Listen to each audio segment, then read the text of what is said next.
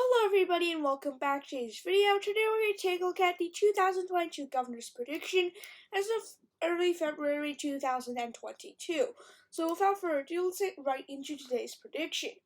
California, New York, Massachusetts, and I think that's actually it for the Democratic safe states. Well, for the Republicans, Idaho, Wyoming, South Dakota, Nebraska, Oklahoma, Arkansas, Tennessee, Alabama, and the state of Vermont, the state of New Hampshire, and yeah, so those are the safe states for the Republicans. I actually forgot Hawaii for the Democrats.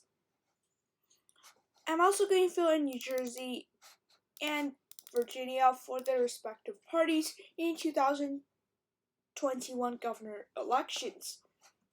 Now for the likely Democratic states. The state of Illinois, the state of Rhode Island, the state of Colorado, and the state of Oregon. I consider these as likely, as well as that, the state of Maryland for the Democrats. Now, if we look at these states, Colorado,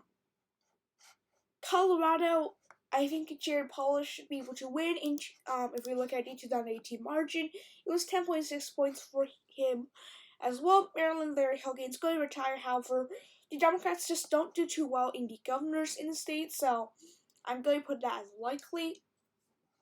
If we look at the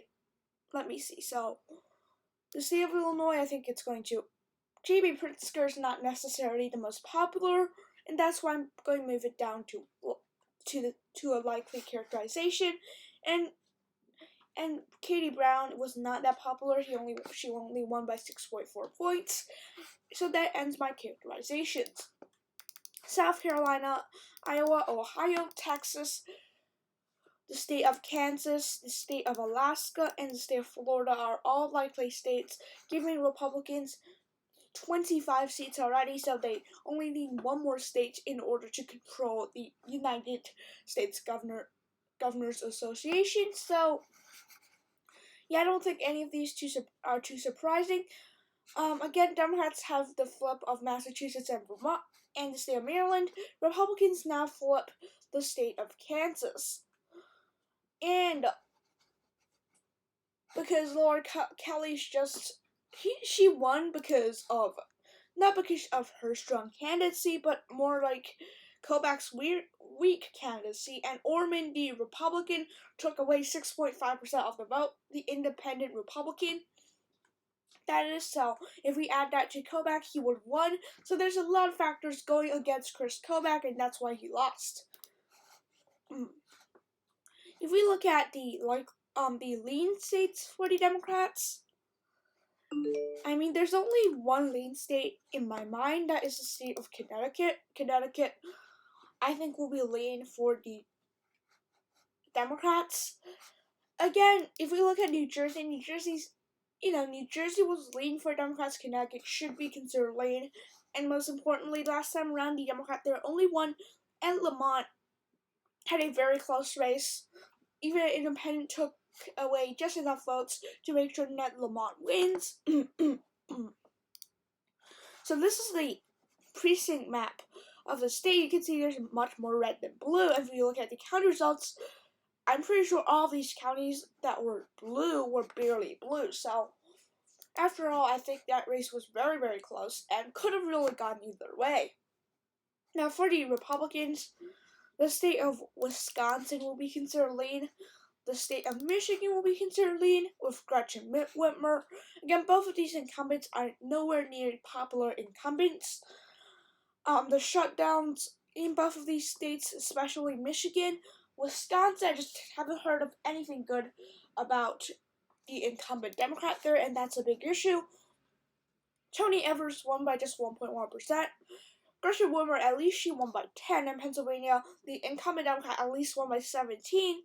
But Evers really have just a little bit of ground to fall. So basically that will be my characterization of these states.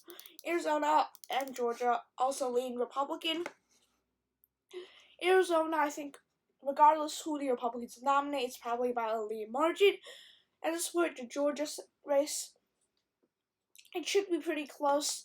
It could go into a runoff, although I don't see it actually at this point in time. For the Democrats, their tilt states, Maine should be a tilt state. It could be lean, it could be tilt. Jet Mills probably barely wins at this point.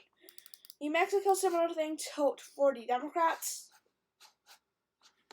In the state of Minnesota, I think similar thing. Now, both Janet Mills and Lujan Grisham is nowhere near popular, and that's why they're going to win by much less margins, especially in New Mexico. If you look at New Mexico's 2018 gubernatorial election, let me see if I can find it. Oh, did I not open it up? Oh no. Anyways, if we look at New Mexico, it was actually a flip. It was a flip of 15 percentage points. If we look at in 2014, they had a Republican incumbent who also won by 15 percentage points. But my point is that she's getting much less popular in the state of New Mexico and giving it to the Republicans. Nevada and Pennsylvania, these states, I give them as tilt towards the Republicans. Nevada was only won by a Democrat by, I think, 5 percentage points. 4 percentage points. So that definitely makes it more competitive. And there was like 2% voting for none, so I don't know how they would have broke. So Sisolak did not win 50% of the vote. He won 49.39%. And we look at Pennsylvania, the incumbent there is retiring. If he's not, he's almost certainly going to win, but by a much less margin. The incumbent won Dauphin County. He won this county. I forgot what it is. Just comparing to 2020, where Biden did win the state. If you pull this up, you can see he won Dauphin. He won whatever this county is. Beaver, it wasn't even close in 2020. He won, I believe, what county is this? Berks County. So, again, very impressive for him. But the Democrats here are just not going to win by these kinds of large margins. And anyways, that concludes our map of 31 Republicans, 19 Democrats. I think the only flip was honestly in the state of Pennsylvania. But otherwise, yeah, thanks for watching. Have a nice day. And I'll see you guys all tomorrow, and bye.